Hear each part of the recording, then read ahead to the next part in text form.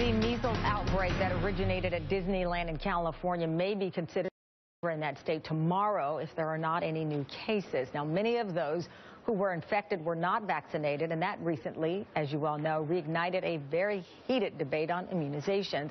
California State Senator introduced a bill that would require parents to immunize their children against contagious diseases like measles as a result of the Disneyland outbreak. Well, those parents who choose not to vaccinate and don't have a medical exemption would be forced to homeschool their kids. Well, the debate has gotten so heated, the senator who wrote the bill, Richard Pan is his name, says he's been receiving threats and now he's been assigned extra security.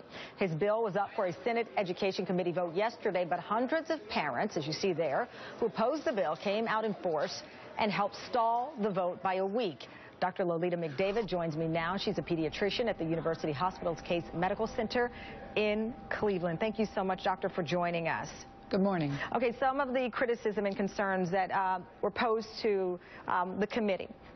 Some of the parents continue to say there's a lack of evidence of a health risk to justify taking away parental choice, requiring many children to be homeschooled when some parents cannot afford or are not qualified to do so. Basically, they are saying, what do I do with my child? That the child is being punished when they believe that the science does not prove that the immunizations do not cause things, later health issues with kids. These parents, unfortunately, or fortunately, really, have never lived through measles, so they don't know what measles is like. So for children who get measles, 1 out of 10 are going to have ear infections, and some of that leads to deafness. Remember, measles is a virus. It is not a bacteria. Antibiotics are not going to work. 1 out of every 1,000 children who have measles will get a pneumonia, and that pneumonia is the most common cause of death for measles. 2 out of every 1,000 children will get an encephalitis, which is a swelling of the brain. Those children can go on to have permanent deafness. They can have developmental and intellectual disabilities. For pregnant women who are exposed to measles, they can deliver prematurely and they can have children with low birth weight. These people have not seen measles encephalitis. I have. Measles is no joke. And unfortunately, there are some things that we have to do for the good of the greater population. Well, if this bill passes, the legislation, if it's signed by the governor, would join Mississippi and West Virginia as the only states with such strict vaccine rules.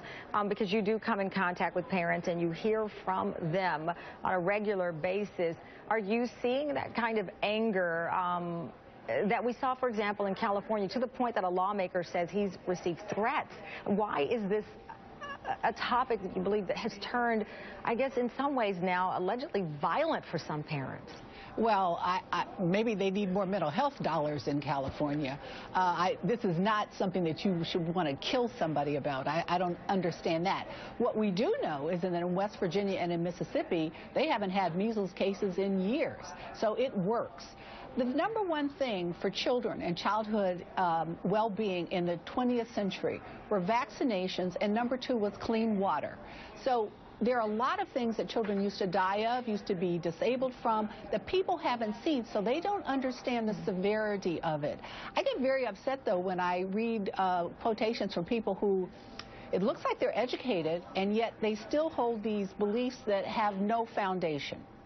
Well, we showed the video of the hundreds of parents who showed up there with the concerns that they've, I'm sure, expressed over and over again. It's so much so that they delayed this vote. We'll see what happens next and if this legislation will move forward. We greatly appreciate you joining us, doctor. Thank you so much for your time. Thank you. Coming up, a mysterious dog flu is spreading in the Midwest, sickening more than 1,000 pets. It's one of the stories we are following around the news nation. And still ahead, you probably